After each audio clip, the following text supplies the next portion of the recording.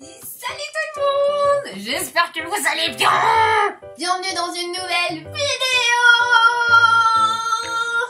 Aujourd'hui, on lance une vidéo comparatif. Vous avez été nombreux à me dire en privé ou même sous la vidéo que c'était une super bonne idée de faire des comparatifs entre les différents pays dans lesquels je suis passée. Pour vous contextualiser, si vous débarquez sur cette vidéo, je suis une personne issue de l'immigration turque. Dans les années 60, mon grand-père était arrivé en France et moi j'ai vécu en France et maintenant je suis mariée à un Suisse et je vis en Suisse avec mes enfants. Voilà un petit peu le contexte. Maintenant que le contexte est lancé, je vous lance le premier sujet, même si vous l'avez vu dans le titre. Nous allons parler des écoles. Ouais, cool. Avant de vous lancer le jingle, je vous invite à faire péter des petits pouces bleus et à venir vous abonner, à lâcher un petit smiley. Vous connaissez la chanson pour le référencement de la chaîne et on est parti.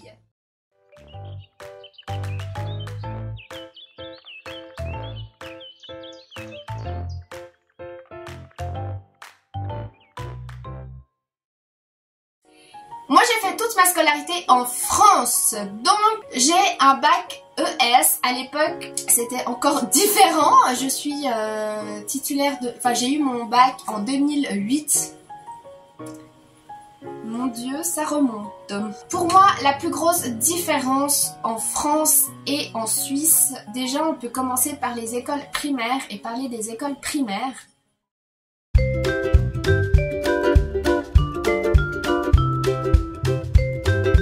J'aimerais vous parler aussi également des équivalences de niveau entre la France et la Suisse pour vous donner une ordre d'idée de quelle classe correspond à quelle classe. Donc par exemple, la 1P correspond à la moyenne section et nos enfants rentrent, enfin en Suisse, les enfants rentrent directement en moyenne section. Il n'existe pas de petite section. Plus concrètement, ils doivent avoir fêté leurs 4 ans à la mi-août. Donc tous ceux qui n'ont pas fêté leurs 4 ans à la mi-août, ils attendent une année de plus. En revanche, ce qui existe en Suisse et qui n'existe pas en France, c'est ce qu'ils appellent des alt-jeux. D'ailleurs, ma fille en fréquente un. Il s'agit en fait d'une classe avant d'aller dans les classes obligatoires. Ce sont des classes facultatives qui sont tenues par des formateurs, formatrices, éducateurs, éducatrices, ou ça peut être aussi des associations de bénévoles qui tiennent ce genre d'institutions, qui offrent un avant-goût en fait de l'école aux tout petits. Donc ils peuvent intégrer ces petites écoles dès l'âge de 30 mois.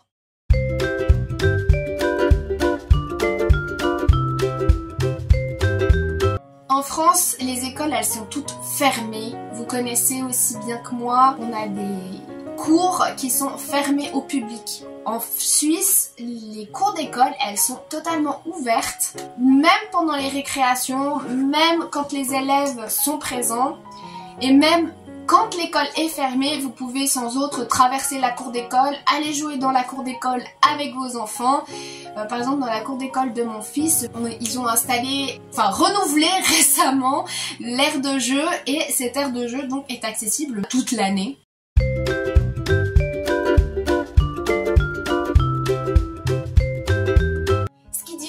Aussi beaucoup la France de la Suisse, ce sont les horaires scolaires. En France, ils vont à l'école 4 jours ouvrables et en Suisse, c'est sur 5 jours ouvrables. Par contre, les périodes sont plus courtes. Par exemple, ils commencent en 1P en ne faisant que le lundi après-midi pendant à peu près 1h30 de temps, et le reste de la semaine ce n'est que les matins, donc mardi, mercredi, jeudi et vendredi ce n'est que le matin, et l'après-midi ils sont libres. Et à partir de la 2P, ça commence un petit peu à changer. La 2P, ils font tous les matins plus 2 après-midi, et à partir de la 3P, l'équivalent du CE1, là ils font 4 journées pleines plus une demi-journée qui est le mercredi. Par contre, la fin de journée sonne à 15h15. Donc autant vous dire que ce n'est pas du tout la même chose, parce qu'en France, Il commence à 8h le matin, un peu comme en Suisse, et il termine vers les 16h, 17h. Et c'est seulement sur 4 jours et le mercredi, ils n'ont pas du tout école. Après, c'est vrai qu'en Suisse, il y a quand même des différenciations à faire dans le sens où, selon les communes, ce ne sont pas les mêmes organisations ou exactement les mêmes heures, mais approximativement parlant, c'est ça.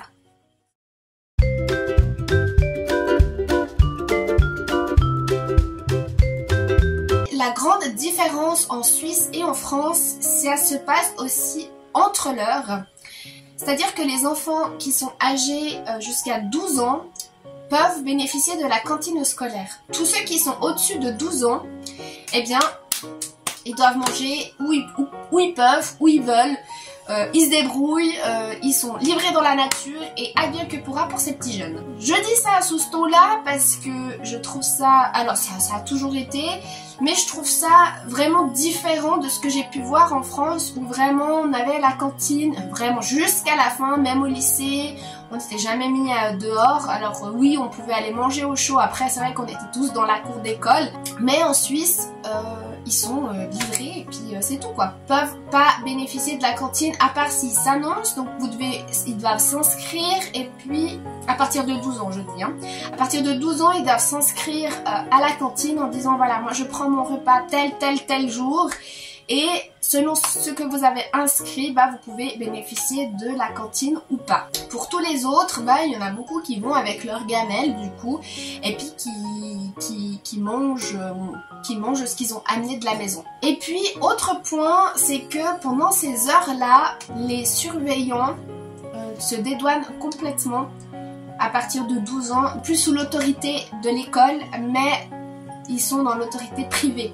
Donc ça veut dire que si votre enfant se promène dans la ville parce qu'il n'a pas accès à la cantine puis qu'il a mangé sa gamelle, je ne sais pas, sur un banc public, eh bien toute cette période là où il est tout seul ou en ami ou voilà, bah il est livré à lui-même. Il n'a pas d'adulte référent qui vient puis qui surveille ce qu'il fait pas, ou enfin voilà. Et ça, je trouve ça vraiment particulier par rapport à ce que j'ai pu vivre en France où c'était très cadré, très... voilà. Après, c'est vrai que ça peut amener les enfants à être un peu plus indépendants. Donc voilà. Je sais pas ce que vous en pensez. Dites-moi en commentaire, vous, surtout les Suisses qui ont toujours vécu de cette façon-là. Est-ce que pour vous, c'est un système qui vous convient? Ou est-ce que c'est un système qui aussi, vous trouvez ça pas au top?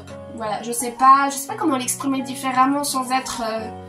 parce que c'est pas du tout un jugement ou quoi que ce soit, mais c'est juste un constat en fait que je fais et que je me dis bah voilà, c'est vraiment radicalement différent en fait. Un autre point qui change vraiment de la France et qui est en faveur de la Suisse pour le coup, c'est qu'ils ont petits bus qui viennent récupérer même dans les villages très reclus de la Suisse, venir chercher les enfants scolarisés, et ça c'est l'école qui s'organise pour mettre des bus en place pour aller chercher tous les enfants. C'est-à-dire que les parents n'ont rien à faire par rapport à ça, ils doivent juste les accompagner aux arrêts de bus et puis ils sont pris en charge par le chauffeur de bus qui les amène jusque devant l'école quasi. Et je trouve ça excellent pour une meilleure organisation, pour la famille. Ça nous enlève en fait tous ces trajets de tête et je trouve ça vraiment génial. Et c'est vrai que la Suisse est hyper développée de ce côté-là, même en dehors de l'école, c'est que vous avez des bus pour des petits villages, vous pouvez vous déplacer n'importe où en Suisse, en train ou en bus. Et du coup, petite parenthèse, hein, du coup, il y a beaucoup de Suisses qui n'ont pas le permis parce qu'ils n'en ont pas besoin en fait. Contrairement en France où dès qu'on a envie d'habiter en campagne, t'es obligé d'avoir ton permis parce que sinon tu fais partie des oubliés et puis tu peux aller nulle part, t'es cloîtré dans ton petit village avec rien du tout parce qu'il y a zéro commerce, etc. Ce que j'ai trouvé aussi génial pour les enfants qui vont en 1, 2 et 3 et 4P, eh bien ils sont regroupés, surtout pour la 1 et la 2P, où c'est l'équivalent de la grande maternelle, le CP, eh bien ils sont dans les mêmes classes et en fait les plus grands aident les plus petits et ainsi je trouve qu'ils apprennent mieux et ça sollicite aussi moins la maîtresse. Et je trouvais ce système génial parce qu'il n'existe pas du tout en France. Nous, on a vraiment toutes les classes bien à part. Et puis là, ils regroupent les 1 et les 2P pour qu'ils puissent justement s'entraider, que la socialisation se fasse tout en douceur. Parce que on sait très bien que si c'est dit par un adulte ou dit par un enfant, ce n'est pas du tout le même impact. Donc, je trouve vraiment ce système excellent.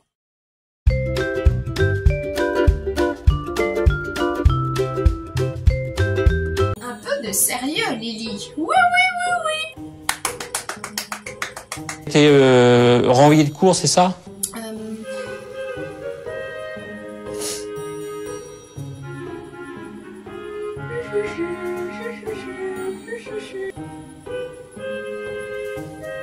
Au dortoir, il y a rien de particulier ce matin. Alors, qu'est-ce que je voulais vous dire? Sacré Charlemagne, sacré Charlemagne.